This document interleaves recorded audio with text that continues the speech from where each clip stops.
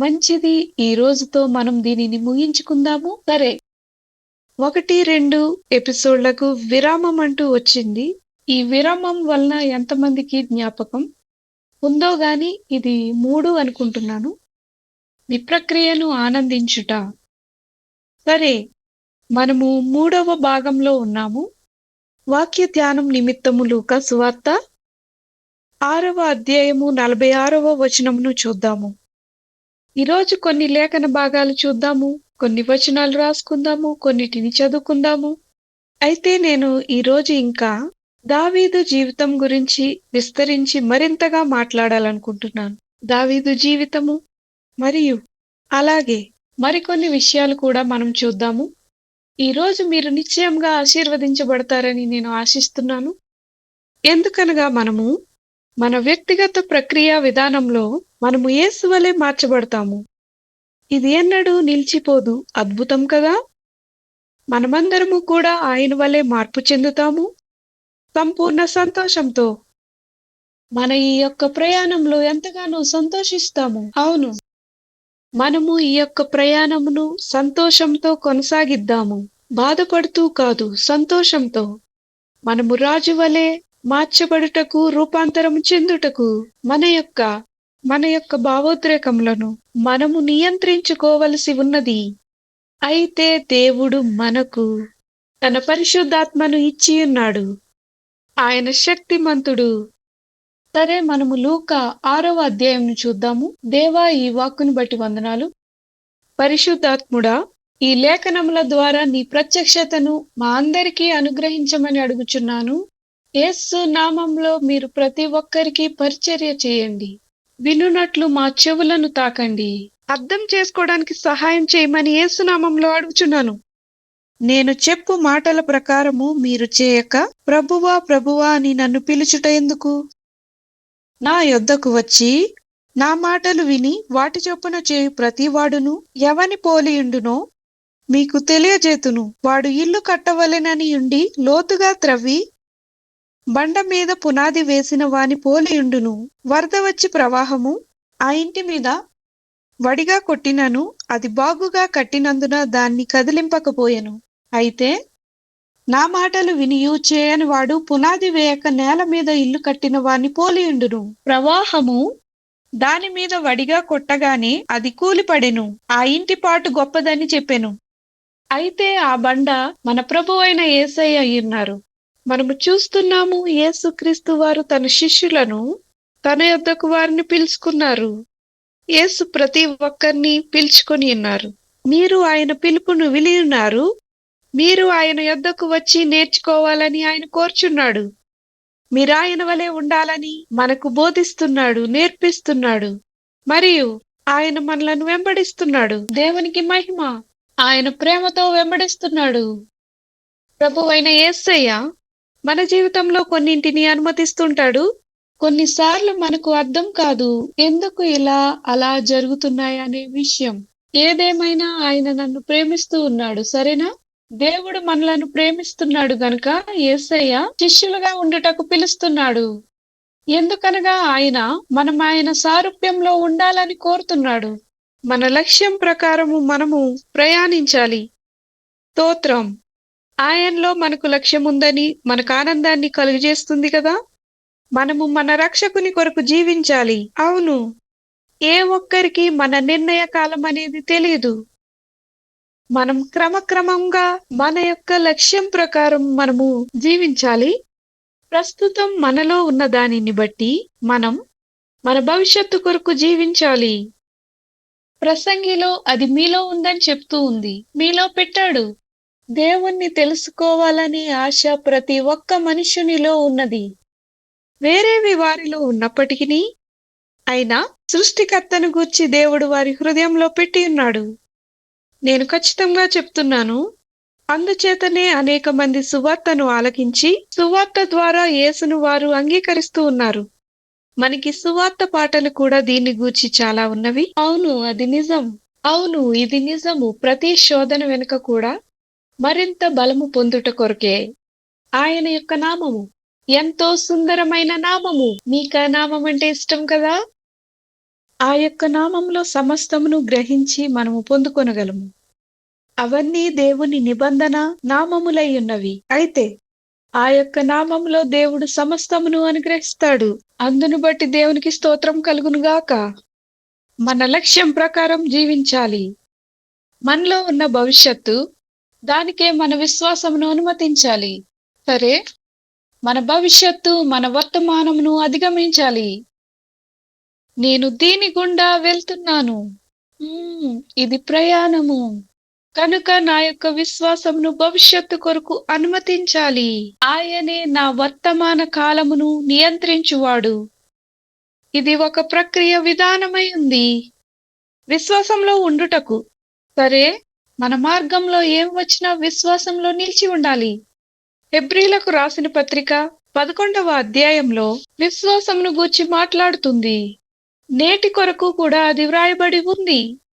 మనము ఆ పుస్తకంలో ఉన్నామని మీకు తెలియజేస్తున్నాను. విశ్వాసపు గ్రంథంలో మనమున్నాం. మీ పేరును దేవుడు ఆ గ్రంథంలో రాయించాడు. అది దానిలో దాగి ఉంది. మనం ప్రభువుతో అనుసంధానం చేయబడి ముందుకు సాగుతున్నాము. ఆయన తప్ప వేరే మార్గం లేదు. సరే, దావీదును గూర్చి మాట్లాడుకున్నాం. సరే, ఇంతకు ముందు మనము ఆగిన దాని నుండి మరలా కొనసాగుదాం. దావీదు తన జీవితంలో 5 కాలములు 5 పట్టణములు కలిగి ఉన్నాడు. అతడు దేవుని హృదయమెరిగినవాడు. సరే, మనము సమూయేలు కథనంలో చూస్తున్నాము. నేనొక మనుష్యుని కనుగొన్నాను అని. దేవుని కన్నులు చూస్తాయి, నరుల హృదయాన్ని గమనిస్తాడు. సౌలు రాజ్యాన్ని కోల్పోయాడు. అతని యొక్క తిరుగుబాటును బట్టి, అవిధేయతను బట్టి అతడు కోల్పోయాడు. అయితే దావీదులో దేవుడేదో కనుగొన్నాడు. కనుక దేవుడు దావీదును చూసిన కథనం మనకు తెలుసును. ఇదిగో, నేను ఏర్పరచుకున్నవాడు ఇతడే అని దేవుడు చెప్తున్నాడు. ఇతన్ని నేను ఏర్పరచుకున్నానని చెప్తూ ఉన్నాడు. పరిపూర్ణుడు కాదు, మనలో ఎవ్వరూ కాదు. అయినప్పటికీ దేవుడు మనలను ఏర్పరచుకుంటున్నాడు. మనం ఈ స్థలాలను చూద్దాము. అలాగే దావీదు కాలములను చూద్దాము. మొదటిది బెత్లెహేము.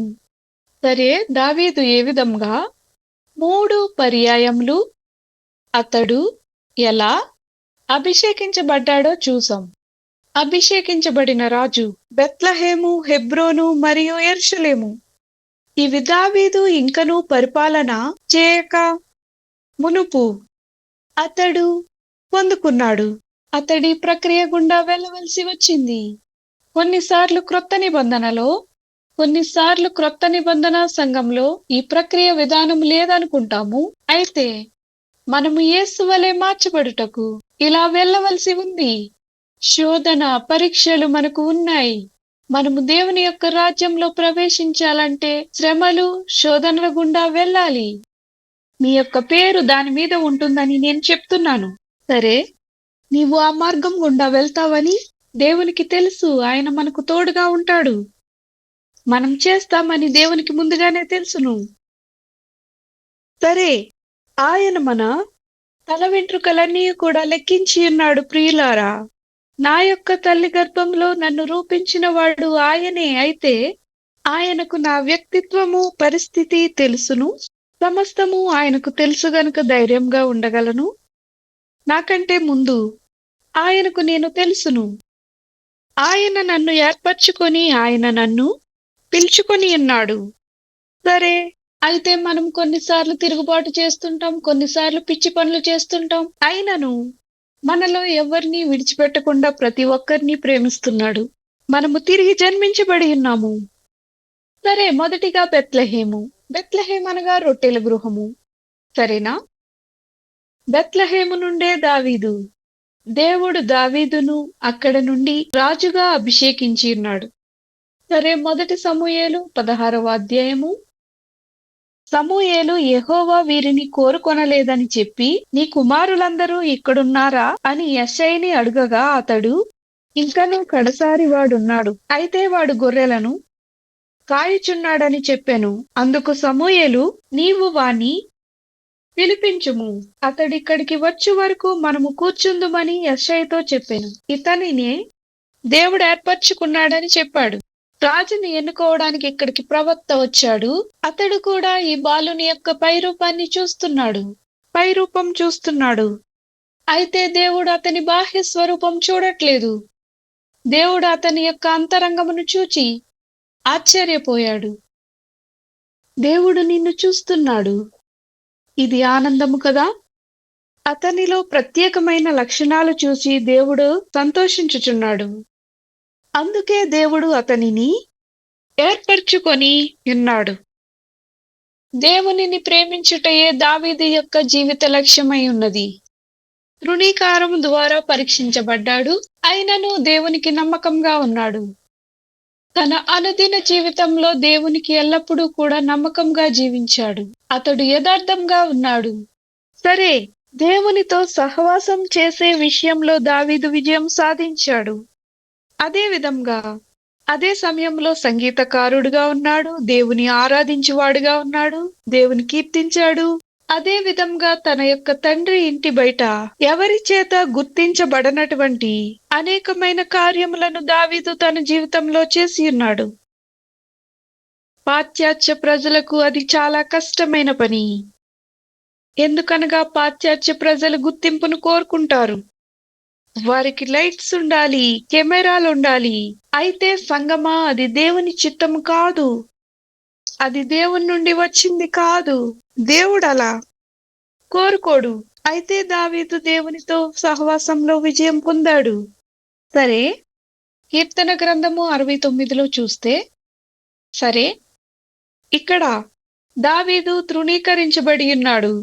అవును, దావీదు ఇతరుల చేత తృణీకరించబడుట చేత దేవుని మీద ఆనుకున్నాడు. అది లోతైన సహవాసమునకు నడిపించి ఉన్నది. సరే, దావీదు యొక్క కథనమంతా మనకు తెలుసును. దావీదు తన యొక్క అన్నదమ్ముల ద్వారా, ప్రజల ద్వారా అతడు తృణీకరించబడ్డాడు. వారు అతనిని అపహసించి ఉన్నారు, హేళన గేలి చేసి ఉన్నారు. అతని జీవితంలో బహుగా తృణీకరణ అనుభవించాడు. యేసు కూడా ప్రజల చేత తృణీకరించబడుట మనం చూస్తున్నాం. అయితే వారు దేవుని చిత్తమును ఉల్లంఘించలేదు. సరే, మంచిది. 69వ కీర్తన 7. నీ నిమిత్తము నేను నింద నొందిన వాడినైతిని, నీ నిమిత్తము సిగ్గు నా ముఖమును కప్పెను. నా సహోదరులకు నేను అన్యుడనైతిని, నా తల్లి కుమారులకు పరుడనైతిని. నీ ఇంటిని గూర్చిన ఆసక్తి నన్ను భక్షించి ఉన్నది. నిన్ను నిందించిన వారి నిందలు నా మీద పడియున్నవి. ఉపవాసముండి నేను కన్నీరు విడువగా అది నాకు నిందాస్పదమాయెను. నేను గోనెపట్ట వస్త్రముగా కట్టుకొనినప్పుడు వారికి హాస్యాస్పదుడనైతిని. చూడండి, గుమ్మములలో కూర్చుండువారు నన్ను గూర్చి మాట్లాడుకుందురు. దీనస్థితిలో ఉన్నాడు. తన జీవితంలో అగాధ స్థలములలో దేవునిని అతడు వెతుకుతున్నాడు. మరో కీర్తనలో, నా తల్లి తండ్రి విడిచినను యెహోవా నన్ను చేరదీనని చెప్పుచున్నాడు.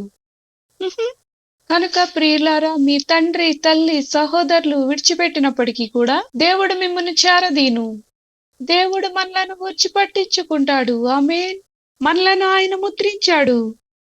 కీర్తన 38లో, నా స్నేహితులను, నా చెలికాండ్రును నా తెగులు చూచి ఎడముగా నిల్చుచున్నారు, నా బంధువులు దూరంగా నిల్చుచున్నారు.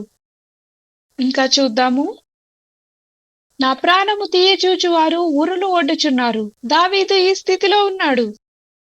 తన ఇంటి వారి తృణీకరణను పూర్తిగా దావీదు జయించి ఉన్నాడు. బెత్లెహేము, రొట్టెల గృహము, దేవుని అనుగ్రహము పొందుకున్న స్థలము.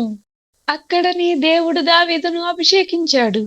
అయినా కాని దావీదు ఇంకను కూడా పరిచర్యను చేసే మనస్తత్వమును అతను కలిగి ఉన్నాడు. అతడు దానిలో ఇంకా నిలిచి ఉన్నాడు. తృణీకరణలో అతడు స్థిరంగా నిలబడ్డాడు. ఆయనను ప్రేమించిన వారు అతనిని తృణీకరించిన సమయంలో సహితము అతడు తన బాధ్యతను విస్మరించలేదు. అతడు చేయవలసిన వాటిని యథార్థతను కలిగి ఉన్నాడు. అయితే ఒక విషయం మీకు చెప్తూ ఉన్నాను. మనము ఆత్మను కలిగి ఉన్నాము. మంచిది. దావీదు దేవుని ఆత్మ చేత అభిషేకించబడి ఉన్నాడు. యేసు వలే నాటి దినము నుండి దేవుని ఆత్మ అతని మీద ఉండెను. దేవునికి స్తోత్రం. దావీదు నమ్మకంగా దేవుని సేవిస్తూ ఉండేవాడు. దావీదు తనకు ఇష్టమైన చిన్న విషయములలో సహితము దేవునికి నమ్మకంగా అతడు పరిచర్య చేశాడు. అతడు అరణ్యంలో ఒంటరిగా గొర్రెలను కాచుకొంచున్నాడు. కాపరిగా అతడు నమ్మకంగా ఉన్నాడు. అతడు చిన్న విషయములలో నమ్మకంగా ఉన్నాడు గనుక యేసు మత్తయిలో చెప్పినట్టుగా నమ్మకంగా ఉండమన్నాడు. ఆయన చెప్పేది మీకు అర్థమవుతుందా? అంత్య దినాలలో నమ్మకమైన వారి ద్వారా కార్యం చేస్తాడు. కొద్ది విషయములలో నమ్మకంగా ఉంటివి గనుక నిన్ను అనేకులకు అధికారిగా చేస్తాను. నీ యజమాని సంతోషంలో పాలు పొందమని చెప్పాడు. యేసుకిది ప్రాముఖ్యం. సరే, క్రొత్త నిబంధనలో నమ్మకంగా ఉండుట యేసుకు ప్రాముఖ్యము. ఆ యొక్క అభిషేకంతోనే దావీదు అక్కడ నుండి బయలుదేరి అతడు గొల్యాతును చంపినట్లుగా చూస్తున్నాము. దేవుని కొరకు పోరాడాడు. అయితే ఇది యెహోవా యుద్ధమై ఉంది. దావీదు దేవుని స్తుతించాడు. దావీదు దేవునికి నమ్మకంగా ఉన్నాడు. అయితే నేను కనుగొన్నదేమిటనగా, రాజును కలుసుకునేంత వరకు కూడా ఎలుగుబంటి సింహం కోసం ఎక్కడా మాట్లాడలేదు. వాటిని నేను చంపాను, మీరు భయపడొద్దు, దేవుడు నాకు తోడై ఉన్నాడు. దేవుడు ఆయన యొక్క సన్నిధి ఎల్లప్పుడూ నాకు తోడుగా ఉంటుంది. మీరు నా కోసం భయపడొద్దు. ఆమేన్. అక్కడ తప్ప దావీదు అతిశయించుట నేను చూడలేదు. నేను ప్రవక్త చేత అభిషేకించబడ్డాను కనుక వాటిని చంపాను అలా అనలేదు. బహుశా అతడిలా చెప్పి ఉండవచ్చు, నేను అభిషేకించబడ్డాను, నీకంటే గొప్పవాణ్ణి, కానీ అలా అనలేదు. అతనికి అటువంటి మనస్తత్వం లేదు. ఏది అతని యొక్క స్వభావమును మార్చి ఉండలేదు. ప్రవక్త అభిషేకించిన దావీదు దీనుడుగానే ఉన్నాడు. ప్రవక్త చేత అభిషేకించబడ్డాడు. ఎంత గొప్ప మాట అది! సేవకుడుగానే అతడున్నాడు. మరలా తిరిగి అతడు తన యొక్క తండ్రి గొర్రెలను కాచుకుంటూ ఉన్నాడు. దానికి కోప్పడలేదు. అతడు చాలా చేసి ఉండవచ్చు, అందుకే దేవుడు ప్రేమించాడు. అర్థమవుతుందా? ప్రవచనాత్మకంగా ఉన్నాడు. సరే, తరువాతి పట్టణం గిబియా. గిబియాలో దావీదు అభిషేకించబడినప్పుడు అతడు 18 నుంచి 22 వయసు గలవాడు. 1 సమూయేలు 18లో చూస్తాము. దేవుణ్ణి సంతోషపరచడమే దావీదు యొక్క ప్రధాన లక్ష్యంగా భావించాడు. దావీదు క్షణికమైన కీర్తి కోసం ఆశించలేదు. ఇది సింహమును ఎలుగుబంటిని చంపిన తరువాత. ఇప్పుడు దావీదు జాతీయంగా పదోన్నతిని పొందుకొని ఉన్నాడు. 1 సమూయేలు 18:2 ఆ దినమున అతని తండ్రి ఇంటికి తిరిగి అతన్ని వెళ్ళనీయక సౌలు అతనిని చేర్చుకొనెను. దావీదు తనకు ప్రాణ స్నేహితుడని భావించుకొని అతనిని ప్రేమించుచు యోనాతాను అతనితో నిబంధన చేసుకొనెను. మరియు యోనాతాను తన దుప్పటిని, తన కత్తిని, తన విల్లును, నడికట్టును తీసి దావీదునకిచ్చెను. దావీదు సౌలు తనను పంపిన చోటుకెల్లా పోయి సుబుద్ధి కలిగి పని చేసుకొని వచ్చెను గనుక సౌలు యోధుల మీద అతన్ని నియమించెను. ప్రభుత్వంలో అతన్ని ఒక ప్రధాన పాత్రగా ఉంచి ఉన్నాడు. అటు తరువాత సైన్యంలో అతనికి పదోన్నతిని చూస్తున్నాము. ఇశ్రాయేలులో ప్రతి ఒక్కరూ అతన్ని కీర్తించిరి. ఈ సంఘటన తరువాత సౌలునకు దావీదు మీద అసూయ కలుగుట చూస్తున్నాము. అయినప్పటికీ దావీదు ఇంకను సేవకునిగా నమ్మకంగా పనిచేశాడు. దావీదు ఫిర్యాదులు చేయట చూడలేదు. దావీదు పాటలు పాడుతూ దేవుని స్తుతిస్తూనే ఉన్నాడు. సరే, 1 సమూయేలు 18:7లో చూస్తున్నాం. సౌలు వేల కొలదియు దావీదు 10,000 కొలదియు శత్రువులను హతము చేసిరనిరి. ఆ మాటలు సౌలునకు ఇంపుగా నుండనందున అతడు బహు కోపము తెచ్చుకొని, వారు దావీదునకు 10,000 కొలది అనియు నాకు 1,000 కొలది అనియు స్తుతులు పాడిరే రాజ్యం తప్ప మరి ఏమి అతడు తీసుకొనగలడు అనుకొనెను. తన భవిష్యత్తు కొరకు వెళ్తున్నాడు. ఏ యొక్క తప్పిదం ఇక్కడ జరుగుతున్నది? ఈ యొక్క సంఘటనలు మన స్వభావమును తెలియజేయడానికి ఉపయోగపడతాయి మరియు మన హృదయ యథార్థతను చూపిస్తాయి. దేవుని వాక్యం వారిని శోధించుచూ వచ్చెను. సరే, వాక్యం విడుదలైన తరువాత అది నిన్ను పరిశోధిస్తూ ఉంది. ఇది నిజము. దాన్ని మీరు ఎలా ఎదుర్కొనబోతున్నారు? సరే, ఈ యొక్క కాలంలో కొంతమంది బిజీ అయిపోయి మరియు వారి నూతన అవకాశములతో వారు క్రీస్తు యేసు యొక్క సహవాసమును తగ్గిస్తారు. ఇది ఎలా అంటే ప్రతిసారి కూడా మనకు ఏదో పని ఉన్నట్టుగా హడావిడిగా మనం ఉంటాము. అయితే మనము ఎల్లప్పుడూ కూడా దేవుని వాక్యముతో ఏకమై ఆ యొక్క వాక్యమును మన జీవితంలో ఆపాదించుకుంటూ సాగాలి. ఒక్కొక్కటిగా కార్యాలు మన జీవితంలో జరుగుతాయి. కొన్నిసార్లు మనసు తొలుగుతుంటుంది. వాక్యం పరిశోధిస్తుంది. దేవుని వాక్యం మనలను పరీక్షిస్తుంది. మనము ఎప్పుడైతే మన బలహీనతలను దేవుని యందు ఒప్పుకుంటామో ఆయన శక్తితో బలపరుస్తాడు. మనము మన లక్ష్యాలను చేరుకోవాలని దేవుడు ఉద్దేశిస్తున్నాడు. కనుక అందుకే ఆయన మనలను గురి యొద్దకు చేరుస్తాడు. మీరు ఆయన సర్వ సంపూర్ణతలో నడవాలని ఆయన కోరుచున్నాడు. కనుక ఇది విధానమైంది. సామెతలు 27:21 వచనము, మూస చేత వెండిని, కొలిమి చేత బంగారును, తాను పొందిన కీర్తి చేత నరుని పరిశోధింపవచ్చును. ఓ ప్రభువా, నిన్ను స్తుతిస్తున్నాము. ఇప్పుడు ప్రజలు మీ తలాంతును చూస్తారు. ఇంతకు ముందు దేవుడు మిమ్మల్ని దాచాడు, కానీ ప్రజలు ఇప్పుడు చూస్తారు. మీరు వీటిని ఎలా చేస్తున్నారో అని ప్రజలు ఆశ్చర్యపోతారు. ఎలా చేయగలరు? ఇవి మీకు చెప్పాలనుకుంటున్నాను. ఇంకా ముందుకు వెళ్దాం. మనము మైక్రోఫోన్ తీసుకుని మన యొక్క తలాంతు ఏమిటో అని ప్రజలకు చెప్తే, ఎంత ఆత్మశక్తిని పొందుకున్నామో చెప్తే, అప్పుడు ప్రజలు ఆశ్చర్యపోతారు. ఎందుకనగా మన దేవుడు తన మహిమను వేరొకరితో పంచుకునేవాడు కాదని బైబిల్ చెప్తుంది. అవును, ఆయన పంచుకోడు. మన కొరకు ఆయన లేఖనములు మార్చుకోడు. కనుక మనము మన తలాంతులతో ఈ విధంగా ఎదుగుతున్నప్పుడు మనకు దీనత్వం అనేది చాలా ప్రాముఖ్యమైనది. ఈ యొక్క దీనత్వము అనేది మనం దేవుని యొక్క అధికారం క్రింద ఉన్నప్పుడు పొందుకుంటాం. దాని తర్వాత వచ్చే ప్రాంతము, వచ్చే స్థలము అదుల్లాము. అదుల్లాము అనగా హెబ్రీ భాషలో ప్రజల తీర్పని అర్థం. మొదట అతడు రొట్టెల గృహంలో ఉన్నాడు, అందును బట్టి దేవునికి మహిమ కదా. తరువాత అతడు శిఖరం పైకి వెళ్ళి ఉన్నాడు. పర్వతంపై ఉంటే పైనుండి మనం ప్రతిదీ చూడవచ్చును. ఇప్పుడు అతడు తన పరీక్షలో గెలిచాడు. అనేక మంది విరోధులు అతని వెనుక పడుతున్నప్పటికీ ఒకరు చంపబోతున్నారు. సౌలు అసూయతో చంపాలనుకుంటున్నాడు. అసూయ మరణమును తెస్తుంది. ఒకరి మీద ద్వేషము అనేది దుష్టాత్మ అయి ఉన్నది. అది దురాత్మలను తీసుకువస్తుంది. కనుక అసూయ అనేది చాలా చెడ్డది. దేవుని పిల్లలమైన మనము అసూయను చంపివేయాలి. ఈ యొక్క తిరస్కరణను మరియు ద్వేషమును ఎదుర్కొంటాము. అతిగా తిరస్కరణ ప్రజలు ఇష్టపడరు. సరే, దేవుడు ఉద్దేశంతో మనలను కలుగజేసి ఉన్నాడు. మనకు లక్ష్యం ఉన్నది. అతడు ద్వేషమును అధిగమించాడు. దావీదు దానిలో కూడా విజయమును పొందుకున్నాడు. ఒకరు మనల్ని చంపుతున్నా మనం ప్రేమిస్తే ఇతడు వారిని దేవుని ప్రేమతో క్షమించాడు. అతనిలో గర్వము ఎంత మాత్రమునూ లేదు. అతను సౌలు యొక్క వస్త్రమును కత్తిరించి బాధపడ్డాడు.